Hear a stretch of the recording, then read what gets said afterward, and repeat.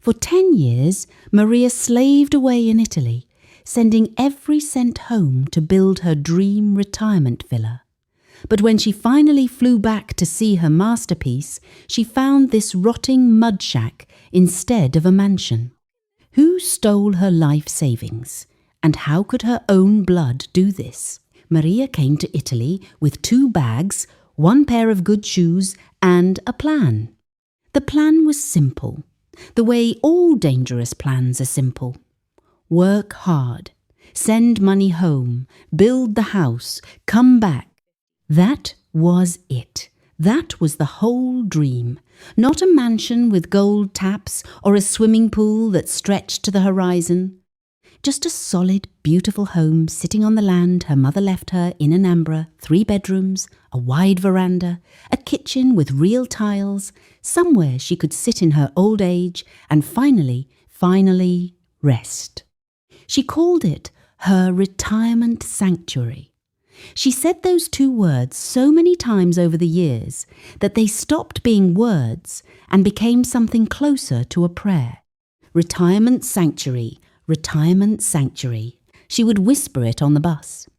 She would think it while feeding sheets into the industrial rollers at the laundry on Via Tiburtina, steam rising around her face like fog, her arms moving on their own while her mind was thousands of miles away, already sitting on that veranda, already home. The laundry never slept, and so Maria never slept either. The morning shift started at 5, the evening shift ended at 11. On the days she worked both, and there were many such days, whole weeks of such days, she moved through Rome like a ghost, seeing nothing, feeling nothing, except the specific tiredness that lives not in the body but somewhere deeper, in the part of a person that holds their spirit. Her hands told the story of those years better than she could. The skin at her knuckles had thickened and gone pale.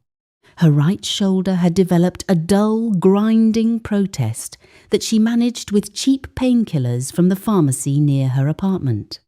She shared that apartment with 2 other women, a small space that smelled of damp clothing and instant noodles, where the window looked not at the Amalfi Coast, but at a concrete wall with a water stain shaped like a map of nowhere. She did not complain. Complaining was a luxury she could not afford. Every euro she did not spend on complaining was a euro she could send home, and she sent everything home. The wire transfers were her real diary, more honest than any journal, more faithful than memory. 300 euros in March, 500 in June when she picked up extra shift, 250 in the bad months, the months when the laundry cut hours or when her body finally broke down and forced her to rest for a week. Every transfer carried a note, the same note every time. For the house, for our future. The recipient was her cousin, Emeka. Emeka, who had grown up beside her. Emeka, who had held her hand at her mother's burial. Emeka, who had promised her, looked her in the eyes over a video call, his face sincere, his voice gentle, that he would oversee every brick, every bag of cement, every window frame. "Leave it to me, Maria," he had said. "You just focus on working. I will make sure your sanctuary rises from the ground like something from a dream." She believed him. Of course she believed him. He was her blood. In the 5th year, he started sending photos. The first one arrived on a Tuesday evening while Maria was eating rice alone in the small apartment, too tired to heat a proper stew. She opened the image on her phone and her breath stopped. The foundation was perfect, wide and clean and solid looking, the concrete a fresh pale grey against the red earth of home. She zoomed in and could see the rebar rising from it in neat rows, the kind of careful, professional work she had seen on construction sites in Rome. She cried that night, not from sadness but from relief, the overwhelming, almost violent relief of seeing a decade of sacrifice finally becoming real. More photos followed. Every few months, Emeka sent updates.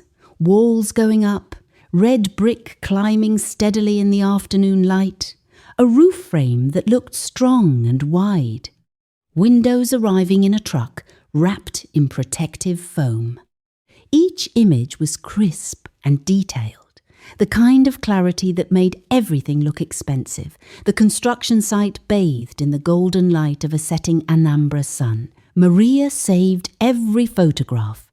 She created a folder on her phone simply called Home, and she opened it on the hard nights. The nights when her shoulders screamed and the apartment smelled wrong and Rome felt like a prison sentence. She would scroll through those images slowly, one by one, and let herself feel the future. What she did not know could not have known, because she trusted him, because why would she suspect him? Because he was Emeka, was that those photographs were not her house. The foundation belonged to a construction project in Abuja, lifted from a building company's Facebook page. The walls were a hotel renovation in Enugu, the images sharpened and recoloured with software that made old photos look new. The windows arriving in the truck were from a YouTube video that had over 1 million views. 10 years of wire transfers, every euro she had sent gone.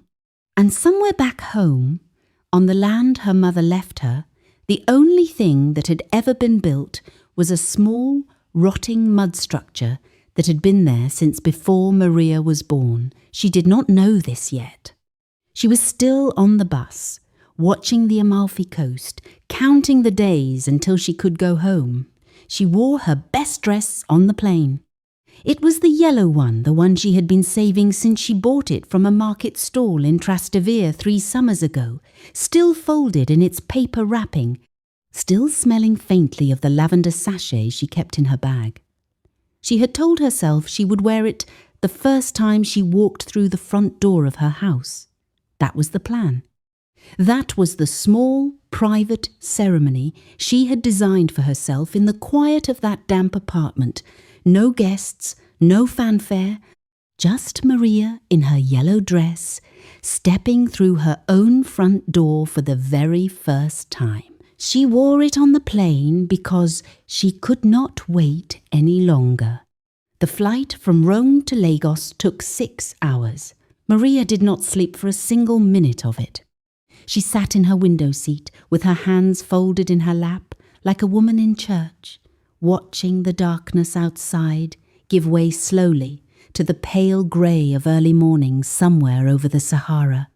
And she felt something she had not felt in so long she had almost forgotten what it was called. Peace.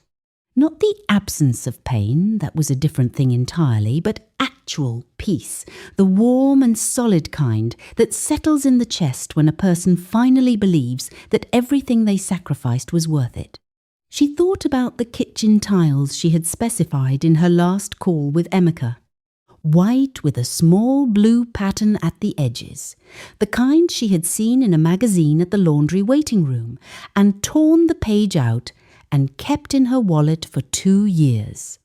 She thought about the veranda and whether the chairs she had asked him to order would be there already, or whether that would be her first purchase when she arrived. She thought about sleeping in her own bedroom, with the window open and the sound of the compound at night drifting in, the familiar night insects, the distant generator hum that she had missed without knowing she missed it. She pressed her forehead gently against the cold window and smiled at her own reflection. Almost home, Maria, almost home. Lagos received her the way Lagos receives everyone, with noise and heat and the beautiful, overwhelming chaos of a place that never pauses for your feelings. She cleared customs slowly, dragging her 2 suitcases through the crowd, and found her driver waiting with a handwritten sign that spelled her name wrong in a way that made her laugh. The drive to Anambra took 4 hours. She watched Nigeria scroll past the window like a film she had been waiting years to see. The roadside food stalls, the yellow Danfo buses, the women carrying impossible loads on their heads with a grace that always struck her as a kind of quiet miracle.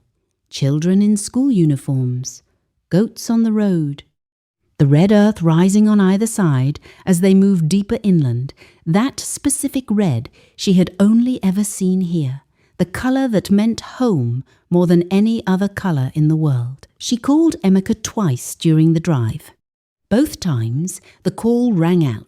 She told herself he was probably on site, probably directing workers on some last-minute finishing detail, probably too busy making sure everything was perfect for her arrival to pick up his phone. She smiled at that thought. It was a very Emeka thing to do, she told herself, always overdoing things, always making sure everything was exactly right. The driver turned off the main road onto the dirt track she remembered from her childhood, and Maria sat forward in her seat. She saw the land first. She recognized it immediately, the shape of it, the particular way it sloped slightly toward the eastern fence line, the neem tree her mother had planted at the boundary that had now grown enormous, its branches spreading like a shelter over everything below. Then the taxi stopped. The driver said nothing. He was looking at something through the windscreen and saying nothing. And that silence was the first warning, the small, awful moment before Maria's eyes found what his had already found, before her brain caught up with what she was seeing, before the information arrived and everything changed. It was not a house. It was a structure, if that word could even be used, that sat in the middle of her mother's land, like something that had been abandoned rather than built. The walls were mud brick, the old-style kind, the kind people built in the village 40 years ago before cement became available. They leaned slightly to the left, as though tired. The roof was a patchwork of rusted zinc sheets that did not meet evenly at the ridge, leaving a gap along the top where rain and light and wind all entered freely. The single doorway had no door, just a rectangle of darkness. One of the walls near the back had partially collapsed, and the rubble had not been cleared. It sat there in a small heap, as though whoever had watched it fall had simply turned and walked away. There was no veranda. There were no tiles. There was no front door to walk through in a yellow dress. Maria got out of the taxi. She walked across the compound slowly, the red earth soft under her shoes, and she stood in front of the structure and looked at it the way a person looks at something their mind refuses to fully accept. She reached out and touched the wall. The mud was dry and rough, and in one place came away in her hand like old bread just crumbled, just fell apart at her touch, as though even the building knew it had no right to be standing. She had sent 140,000 euros to Italy over 10 years. The structure in front of her, a builder who came 3 days later, called by a neighbour who watched the whole scene from across the fence with shame on her face, would confirm this in a voice barely above a whisper, could not have cost more than $800 to put up. $800. The mud bricks were local. The zinc sheets were second-hand. There was no foundation beneath the floor, just earth. No plumbing had ever been laid. No electrical wiring. No septic tank. Just mud and old zinc and the ghost of a promise made by a man who had looked her in the eyes and called her his blood. Maria stood in her yellow dress in the red Anambra dust and did not cry. She had not yet reached the part of grief that knows how to cry. She was still in the part that simply stands and stares and waits for the world to make sense again. It did not make sense. The documents arrived in a plastic bag. That was the first insult, not the fraud itself, not the missing years, not the crumbling wall, but the fact that Emeka had kept her financial records in a cheap plastic bag, the kind you get at a market stall when you buy tomatoes. Shoved under the bed in the room, he called his office. In the house he had built for himself 3 streets away, while her land sat empty and her mud shack leaned slowly toward the ground. A neighbour brought the bag. Her name was Mrs. Adaiz Nwosu, 61 years old, a small woman with a face that had seen too many things it wished it had not seen. She had watched everything from across the fence for 4 years and carried the guilt of her silence like a stone in her chest. She came the morning after Maria arrived, before the sun was fully up, and she stood at the doorway of the shack because there was no door to knock on, and held out the bag with both hands the way you offer something in apology. "I kept them," she said quietly. "When he moved things out of the plot, I took these before he could burn them. I did not know what else to do." Maria took the bag. She sat on the floor of the shack. There was nowhere else to sit, and she opened it. The bank statements were printed on paper that had gone slightly soft with age. The ink faded at the edges, but still readable, still precise, still merciless, in the way that numbers always are when they are telling a truth someone does not want to hear.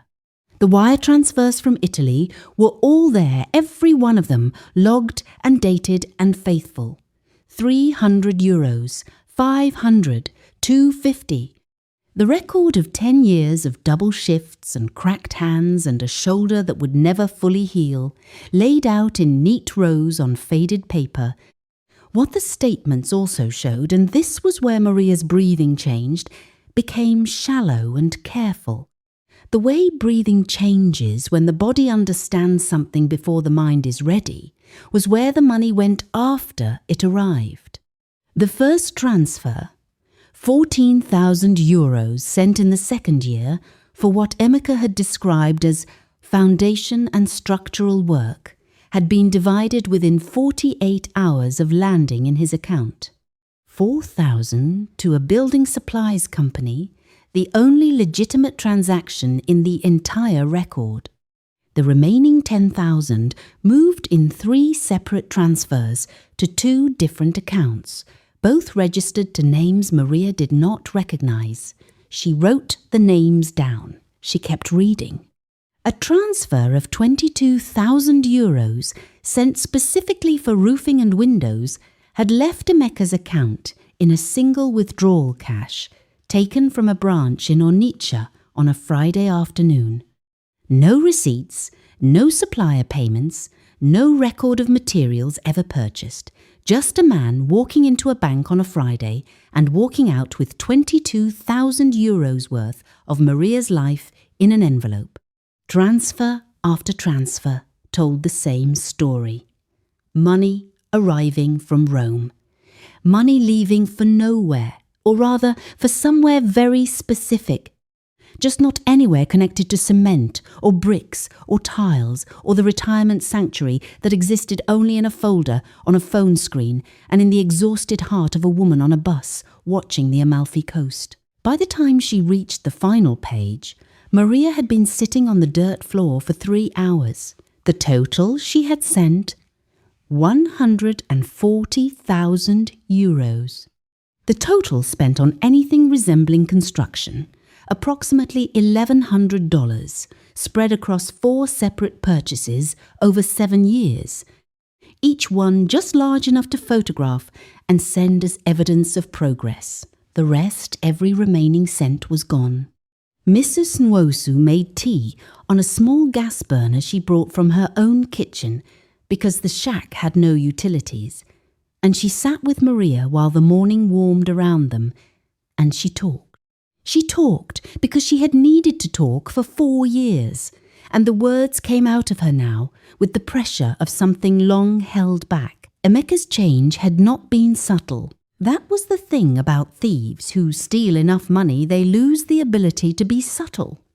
In the first year, he bought a car. Not an unusual car, a reasonable car. The kind a man might buy if business was going well. People noticed but said nothing. In the second year, he renovated his own house, new roof, new tiles, a gate with an intercom system that the entire street talked about for a month. By the third year, subtlety had been abandoned entirely. There were trips to Abuja, trips to Lagos, a tailor in Onitsha who made him 3 suits, A generator, the large industrial kind that costs more than most people in the neighbourhood earned in a year, installed behind his house with a concrete housing built around it. Neighbours counted the vehicles that came and went from his compound on weekends, men in good shoes arriving in the evenings and leaving late. He was gambling, Mrs. Nwosu said, wrapping both hands around her tea. Not small gambling, big gambling. The kind that needs a room and a table and people who will lend you money when you lose, which he always lost. Everyone knew. Everyone except you, because you were in Italy trusting him with everything.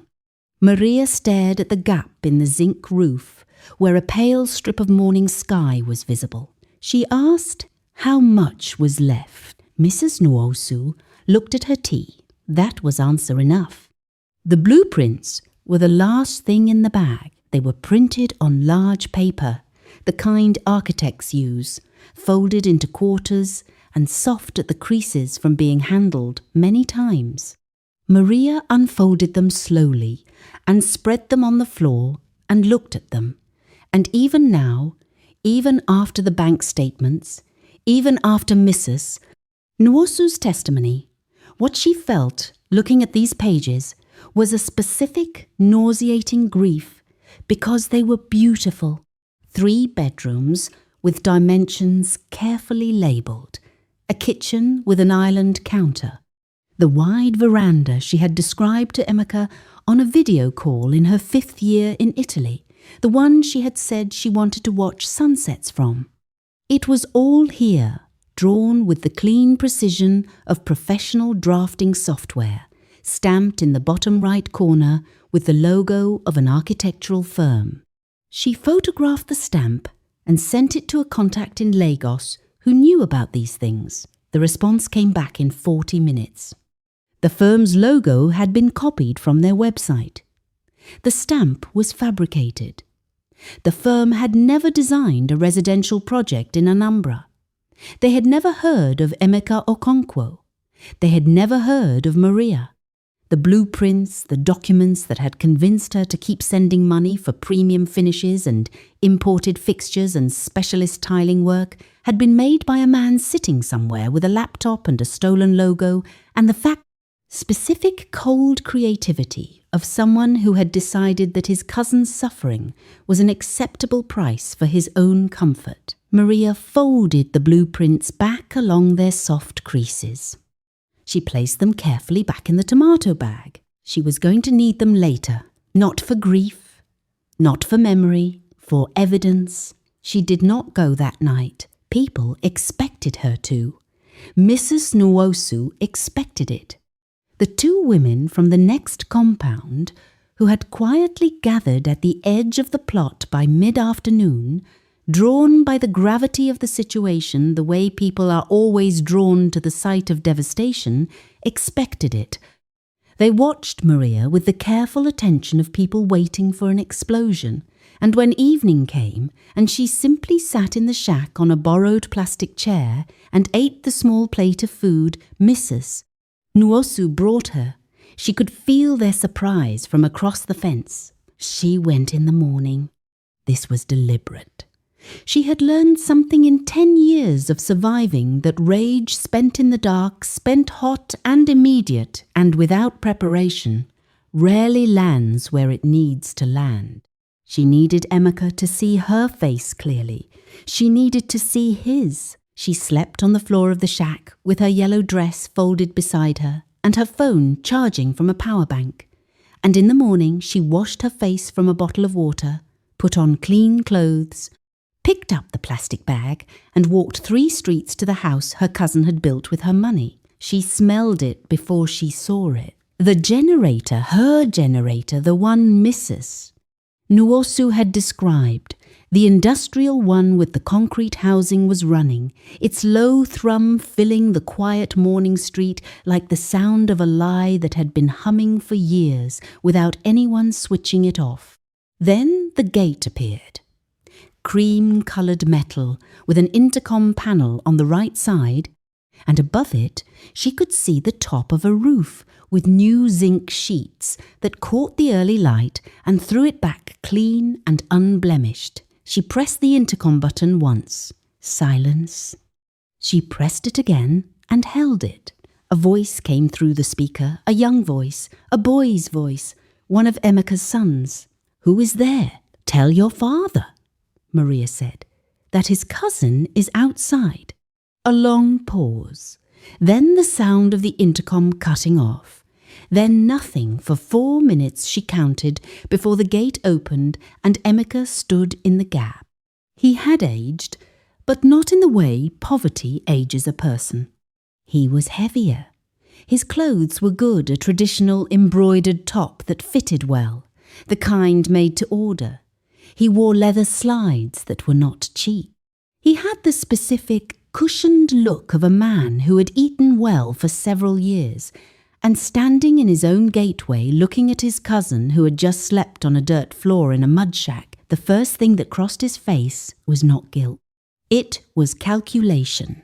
She watched him decide, in the space of 3 seconds, which version of this confrontation he was going to attempt.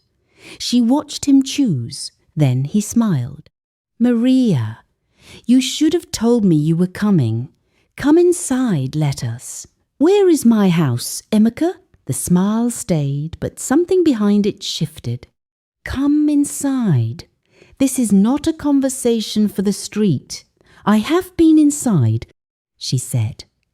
"I slept inside last night, on the ground, in the thing you built on my mother's land, with $800 of the 140,000 euros I sent you." The street was quiet. Somewhere behind her she could feel the presence of neighbours. Curtains moved aside, a gate opened a crack, the particular listening stillness of a community that has been waiting for this morning for years. Emeka stepped back from the gate. "Come in," he said. "Please." The sitting room was everything the shack was not. Tiled floor, smooth and cool. A leather sofa set arranged around a large television, a ceiling fan turning slowly, a glass cabinet against the wall displaying bottles and small decorative items. Maria walked in and stood in the middle of it and did not sit down, and the room felt suddenly like a courtroom with only one person on trial. Emeka sat. He gestured at the sofa. She remained standing. "The economy has been very difficult," he began. "You don't understand what it is like here, Maria. Prices of materials, cement, iron rods, everything, they have gone up so much. What 100,000 euros could build 5 years ago, don't." The word came out flat and final, the way a door closes. "I have the bank statements," she said. She reached into the plastic bag and placed them on the glass table between them. Pages fanned out, the numbers visible and damning. "I have records of every transfer I sent. I have records of where the money went after it reached your account. I have the blueprints with the fabricated architectural stamp. I have the photographs you sent me. I have already spoken to the building company whose Facebook page you stole the foundation photos from." Emeka looked at the papers. For a long moment, the only sound was the ceiling fan. "The gambling debts," he said finally, and his voice had changed smaller now, the performance falling away in pieces like the mud wall she had touched 2 days ago. "I had debts. Before you even started sending money, I had debts, and the people I owed were not patient people, Maria. The first transfers I used to clear them. I told myself I would replace it. I told myself once the debts were cleared, I would start the house properly. But then you kept stealing." "It was not." He stopped, started again. It became, each time I told myself, this was the last time that I would fix it. That I would find money from somewhere and replace what I took and begin construction properly, and you would never know. "For 10 years, Maria said. You told yourself that for 10 years. He said nothing. Look at me, Emica. He looked up. I worked double shifts in a laundry in Rome for 10 years. I shared a room with 2 women I barely knew. I did not go to a doctor for 3 years because I was afraid of what it would cost. I missed funerals. I missed weddings. I missed everything because I was sending every euro I earned to you so that I could come home to something that was mine. Her voice did not break. That surprised her. She had expected it to break here, in this room, in front of him, but it did not. It stayed level and clear, and she understood that this was not strength.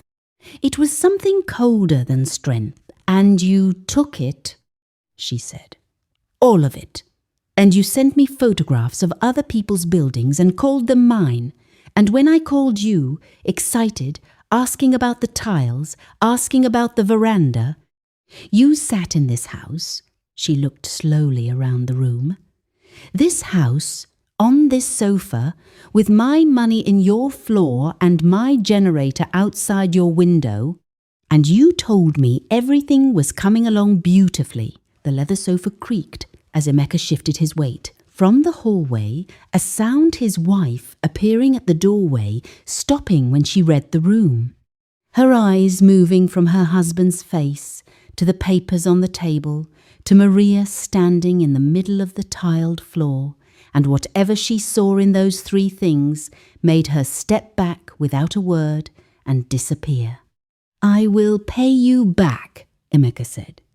His voice was very quiet now. I swear it. I will sell things. The car.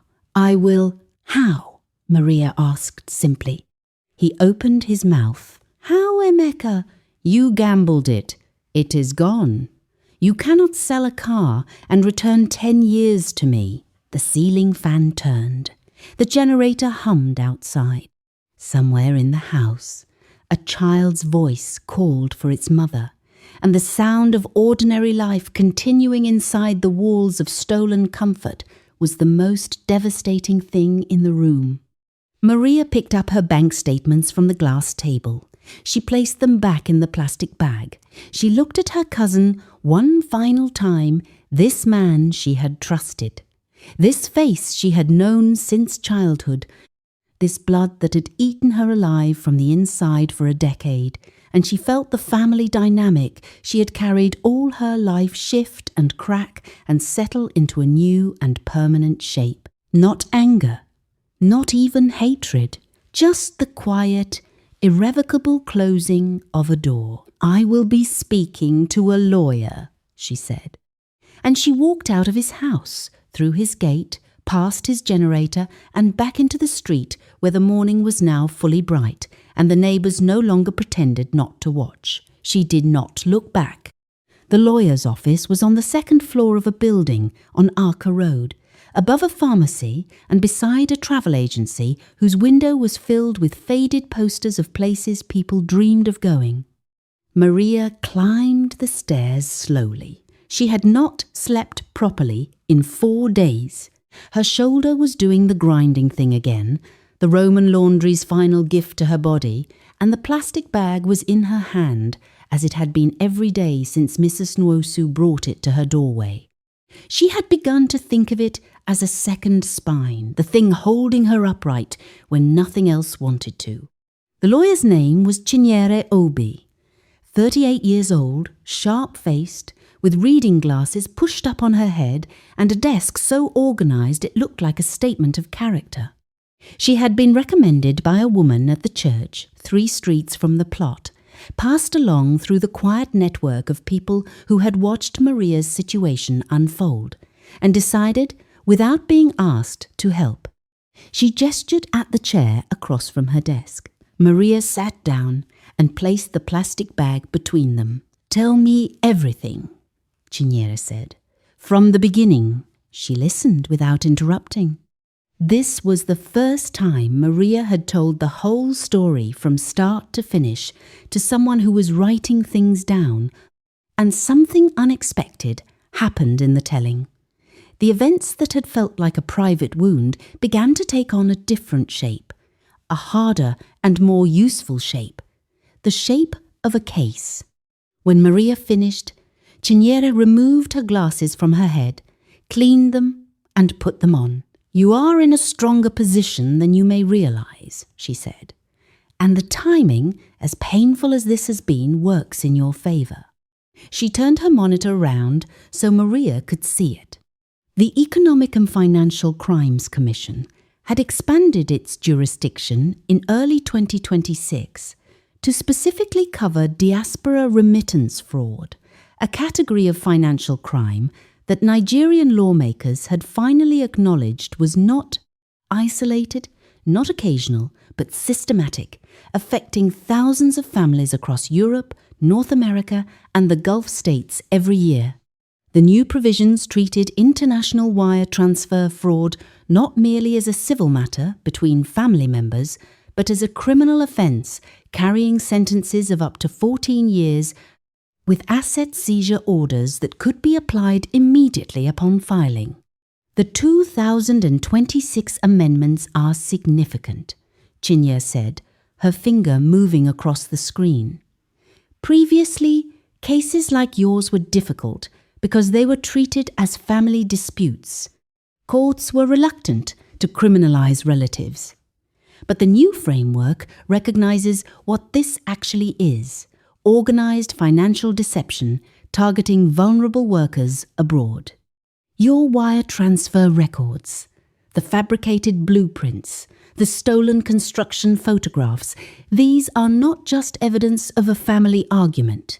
They constitute a documented fraud case under the new provisions. Maria looked at the screen, at the words asset seizure. "His house," she said. "His house, his vehicle, the generator, the contents of any accounts we can trace," Ciniera said. "It will not return 10 years. Nothing will return 10 years. But it will return something. And more importantly, it will create a record, a public record attached to his name that follows him." She closed the monitor and looked at Maria directly. "I will need 3 things from you: the complete transfer records which you have, a sworn statement from Mrs. Nwosu as a witness to the lifestyle changes, and patience. The EFCC moves at its own speed. But it moves." Maria nodded slowly. "One more thing," Ciniera said, and something in her voice changed, became less lawyer and more human. "Where are you sleeping?" She had not needed to ask for long. By the time Maria returned to the plot that afternoon, something had already begun. Mrs. Nwosu had talked. Mrs. Nwosu, who had carried 4 years of guilt in her chest like a stone, had put it down the only way guilt can truly be put down, by acting. She had gone to the women's group at the local church. She had told them everything, and the women's group had told their husbands, and their husbands had told the men at the mechanics' workshop on the corner, and by Thursday morning a thing had happened that Maria had not asked for and could not have predicted. People came. Not a crowd, not a dramatic gathering, just people arriving 1 or 2 at a time with things in their hands. A man named Obiora, who did construction work, brought cement mix, and a younger cousin who knew how to lay block. 2 women arrived with a folding bed, a mattress still wrapped in plastic, a mosquito net. Someone brought a gas cooker, small and clean. Someone else brought curtaining material and a rod and fixed it across the empty doorway so that Maria had, for the first time since arriving, something resembling a threshold. By Saturday, a structural engineer named Kelechi, 30 years old, quiet, methodical, had assessed the shack and drawn up a stabilization plan. Not a full build, not yet. Just enough to make the structure safe, weatherproof, livable while the legal process moved forward, the leaning wall reinforced, the zinc sheets properly overlapped and sealed, a floor actual concrete, not earth, poured across the interior. The community did not ask Maria if she wanted this. They simply did it. the way communities do when they recognize that someone has been wronged on their collective watch, and the only dignified response is action. Maria sat under the neem tree one evening and watched Obiora and his cousin work, and Mrs. Nwosu sat beside her, and neither of them said anything for a long time. "Why?" Maria asked eventually. Not ungratefully, just genuinely. Mrs. Nwosu thought about it. "Because we watched," she said, "and watching without acting made us part of it. We are correcting that now." On the 9th day, Maria made a video. She had not planned it. She had been sitting in the stabilized shack, the floor now solid beneath her, the doorway curtained, a single bulb running from a neighbour's extension cord, and she picked up her phone and pressed record and simply started talking. She spoke for 11 minutes. She talked about Italy, about the laundry and the double shifts and the wire transfers and the folder on her phone called Home. She talked about the yellow dress and what it had meant to her, and the plane journey and the taxi ride and the moment her hand touched the mud wall and the wall crumbled. She talked about the bank statements and the fabricated blueprints and the stolen photographs and the leather sofa in the house her cousin built with her money. She did not perform grief. She did not shout. She spoke the way someone speaks when they are so far past the place where performance is possible that only the plain truth remains. At the end of the video, she looked directly into the camera and said, "If you are sending money home from abroad to build, I am asking you, do not do what I did. Do not send money to one person and trust that it will become a house. Use an escrow service. Find a registered third party, a lawyer, a verified construction company, a diaspora building platform, someone whose job it is to hold the money and release it only when the work is confirmed, stage by stage, by an independent inspector. You have chosen yourself. Make your trust structural, not personal, even with family. Especially with family." She paused. "I trusted with everything I had and lost everything I had. You do not have to." She posted the video that evening. By morning, it had been watched 40,000 times. By the end of the week, diaspora communities from Lagos to London to Houston were sharing it with a single word in the caption, over and over. In English, and Igbo, and Yoruba, and Pidgin, and every language that carries the specific grief of people who left home to build something better and learned the hard way that love is not the same thing as protection. The word was careful. Chinyere filed the EFCC complaint on a Tuesday. The asset freeze request was submitted the same day. Emeka was formally notified on Thursday morning, a knock on his cream gate, a document handed through, his name on the cover page, above words that would follow him now wherever he went. Maria was sitting under the neem tree when Mrs. Nwosu came to tell her. She looked up at the tree, enormous, patient, indifferent to everything that had happened beneath it, and she thought about her mother planting it when it was small enough to hold in both hands, not knowing what it would become. Just putting it in the ground and trusting the years, she thought. I am still here, she thought. The ground is still mine, she thought. Now we build. If Maria's story moved you, share it with someone who needs to hear it, especially anyone sending money home from abroad. Subscribe for more stories like this one. And remember, protect your money, protect your dream.